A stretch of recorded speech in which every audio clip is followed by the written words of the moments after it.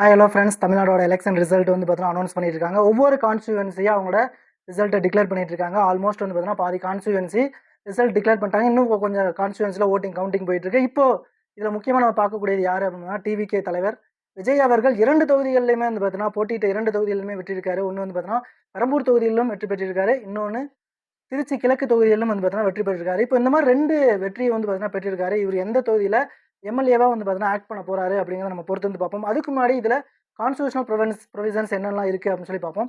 1996 வரைக்கும் ஒரு கேண்டிடேட் சட்டசபை தேர்தலையோ இல்லை லோக்சபா தேர்தலையோ எத்தனை தொகுதியில் வேணுமானாலும் போட்டிடலாம். பட் ஆனால் 1996க்கு அப்புறம் என்ன பண்ணிட்டாங்க அப்படின்னா ரெப்ரஸன்டேஷன் ஆஃப் பீப்புள் ஆக்ட் 1951 அந்த ஆக்டில் ஒரு அமெண்ட்மெண்ட் பண்ணி செக்ஷன் 33 கிளாஸ் 7 படி ஒரு கேண்டிடேட் மேக்ஸிமம் 2 தொகுதியில் மட்டும்தான் பார்ட்டிசிபேட் பண்ண முடியும் அப்படின்னு சொல்லி டிக்ளேர் பண்ணிட்டாங்க.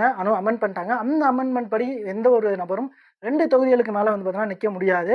அப்போது இப்போ 2 தொகுதிகளிலையும் நின்ன பெரம்பூர்லையும் வெற்றி பெற்றிருக்காரு. திருச்சி கிழக்குலையும் வந்து பார்த்தீங்கன்னா திரு விஜய் அவர்கள் வெற்றி பெற்றிருக்காரு. இப்போ இந்த மாதிரி கண்டிஷனில் 2 தொகுதிகளில் ஏதாவது ஒரு தொகுதியை அவர் 10லேருந்து 14 நாட்களுக்குள்ள அவரோட பதவியை வந்து பார்த்தீங்கன்னா ரிசைன் பண்ணிடணும். அந்த ரிசைன் பண்ண தொகுதிக்கு மறுபடியும் வந்து பார்த்தீங்கன்னா பை எலெக்ஷன், மறுபடியும் வந்து பார்த்தீங்கன்னா ரீ எலெக்ஷன் அப்படிங்கிறது எலெக்ஷன் கமிஷன் ஆஃப் இந்தியா அவங்கள செலவுலேயே வந்து பார்த்தீங்கன்னா நடத்துவாங்க.